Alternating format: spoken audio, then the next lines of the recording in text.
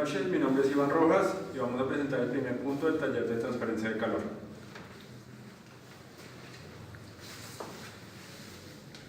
En el cilindro hay una resistencia que genera calor. En ese punto se presenta la temperatura máxima que reparte hacia adentro y hacia afuera del circuito. El ejercicio nos indica que T sub S es igual a la temperatura de la superficie. En el circuito se genera una resistencia convectiva del material al ambiente y dos conductivas dentro del material. Resolvemos las respectivas resistencias en los correspondientes intervalos de temperatura.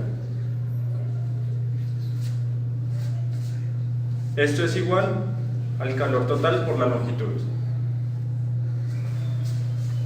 Ahora despejamos la temperatura en el centro del cilindro, que es lo que nos piden.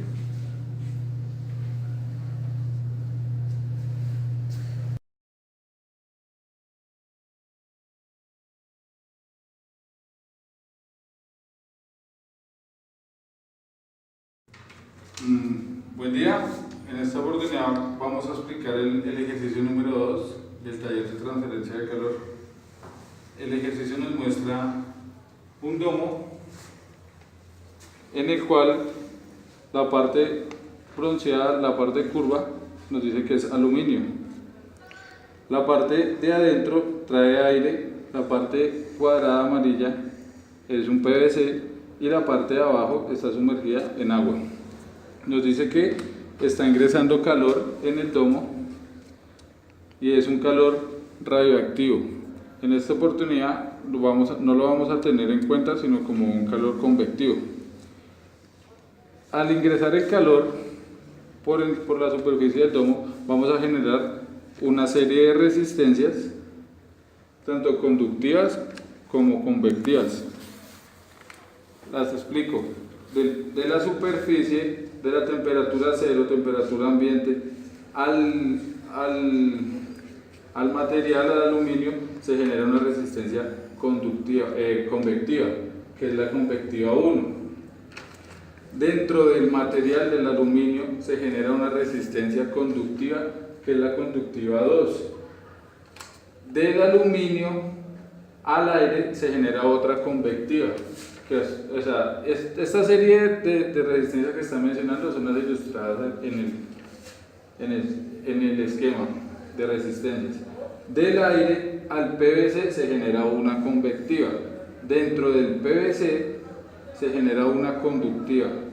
Del PVC al aire se va a generar la misma que se generó del aire al PVC, que es una convectiva del PVC al aire. Igualmente, del aire al PVC en este punto, otra convectiva que va a ser igual a estas. Dentro del PVC, en la parte de abajo, se va a generar la misma conductiva que se generó aquí arriba en el PVC. Y finalmente, del PVC al agua se va a generar una convectiva, que es de un sólido a un fluido. Teniendo en cuenta esta serie de resistencias que hallamos según el domo, vamos a analizar que en la parte de la superficie se va a generar tanto un calor reflejado, que es el que rebota en la superficie del domo, como un calor absorbido, que es el que llega hasta el agua, el que entra al domo, que es todo este. Teniendo en cuenta esto, planteamos esta ecuación que nos dice que en el intervalo de la temperatura cero de la superficie y del ambiente, con respecto a la resistencia del calor reflejado, va a ser igual con esa resistencia 1, que es convectiva, va a ser igual al calor reflejado, que a su vez va a ser la sumatoria de todas las resistencias con los intervalos de las temperaturas con las respectivas resistencias, que es la sumatoria de todo eso. Siguiente, hallamos las resistencias, sean convectivas o sean conductivas según la ecuación. Por ejemplo, la resistencia 1 que es el inverso del coeficiente calorífico por el área, lo hallamos acá, y así con todas las resistencias, para finalmente hacemos la sumatoria y hallamos una resistencia total. Hallamos entre el intervalo y la temperatura de las temperaturas. Este es el calor reflejado, que es más el calor absorbido, que está la temperatura total. Este es el intervalo de temperatura de la superficie, temperatura del exterior, a la temperatura final, que es la temperatura del agua. Ese es el intervalo que vamos a manejar acá, el delta de temperatura, sobre la resistencia total que hallamos. Eso nos va a dar el calor por la unidad de área. Despejamos, operamos y despejamos de esta ecuación la temperatura del exterior, que es la que nos pide en el punto E, y nos va a dar 370,78 grados Kelvin. Pausa. En el punto C del ejercicio nos preguntan la cantidad de calor o la tasa calorífica que se da desde el aire hasta la temperatura máxima del agua. Es decir, tenemos la temperatura máxima del agua y tenemos la temperatura del aire, que nos la da el ejercicio. O sea, tenemos el intervalo de temperaturas, lo dividimos sobre las resistencias implicadas en este intervalo, despejamos y nos da la tasa calorífica que se da entre ese punto, que es esta, perdón. En el punto D nos piden la diferencia de temperatura entre la temperatura de la superficie y la temperatura ahí, que en este caso es la temperatura del aire dentro del domo.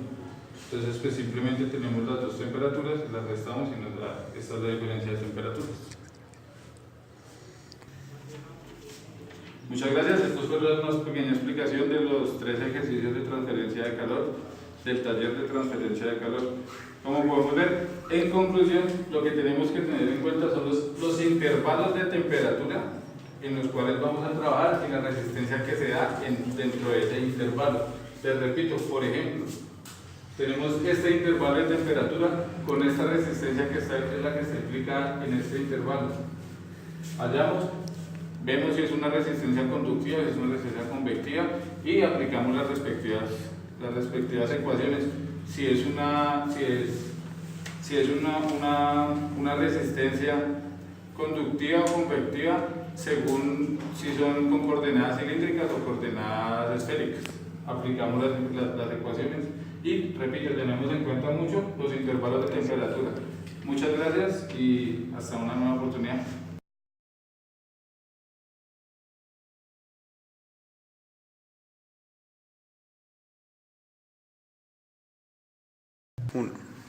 A continuación vamos a explicar el tercer punto del taller del segundo corte de transferencia de calor. Aquí tenemos la circunferencia, el radio, lo que tenemos es el calor por unidad de área, aparte tenemos el radio, la constante y la densidad. Y estas son las ecuaciones que vamos a utilizar. Primero multiplicamos el calor generado que está en vatios sobre gramos por la densidad para que nos puede quedar en vatios sobre centímetros cúbicos. El calor total por unidad es igual al calor generado dividido en 2 por el radio del cilindro.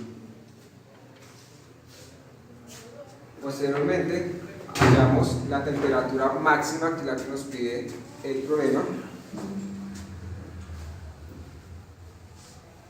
y este es el resultado de la temperatura máxima.